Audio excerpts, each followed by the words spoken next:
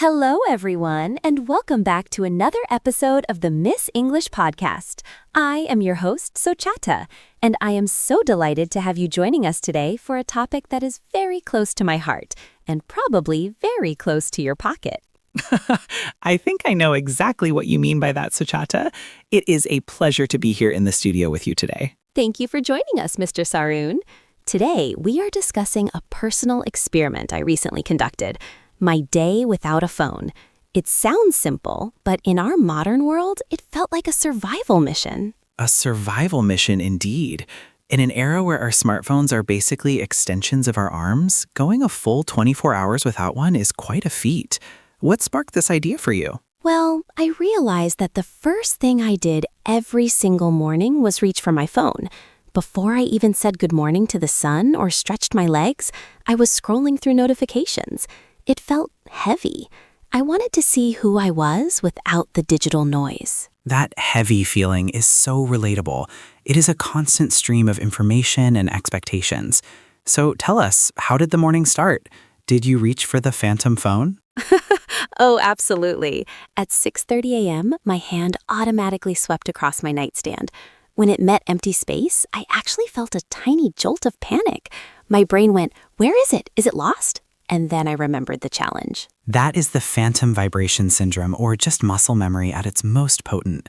Without the phone to distract you, what did those first 30 minutes of the day feel like? It was surprisingly quiet. I actually heard the birds outside my window for the first time in months. I made a cup of coffee and just watched the steam rise.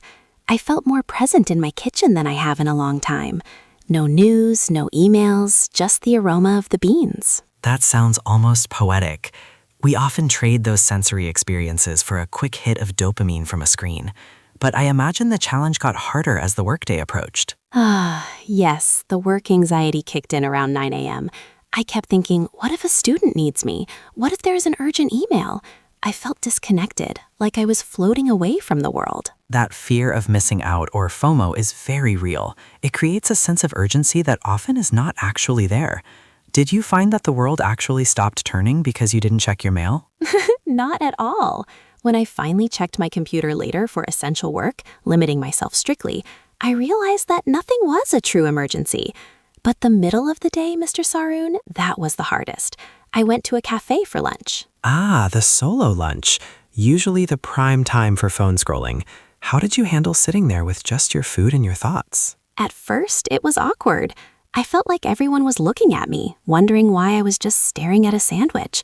But then I started observing people. I saw a grandmother teaching a child how to use a spoon. I saw the sunlight hitting the floor tiles. I felt alive rather than just occupied. This is what we miss. We use our phones as a shield against the world. When we put the shield down, we actually see the beauty in the mundane. Did you find that your concentration levels changed during the afternoon? My focus was incredible. I picked up a book, a real physical book with paper pages, and read for 2 hours straight. No notifications interrupted my train of thought. I felt like my brain was finally breathing again. Your brain was breathing. I love that expression. It is like clearing the clutter out of a room. You finally have space to move and think deeply. Exactly. But I have to be honest, by 6 p.m., I felt a bit lonely. I wanted to share a photo of my dinner or text a friend a joke I remembered. That was when I realized how much of my social connection is mediated through that little device. It shows us that while technology connects us, it can also be a crutch.